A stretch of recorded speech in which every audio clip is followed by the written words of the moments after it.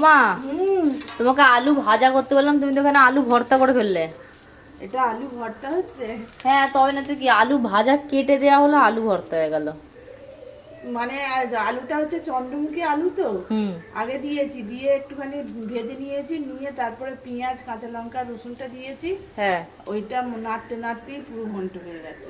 সেটাই তো দেখছি, সেই আলু ভর্তা মানে এবার নামিয়ে আর মাখিয়ে চটকে খাওয়া তা যাবে। হোক না, কি হয়েছে, এটা দিয়ে রুটি খাওয়া যাবে না?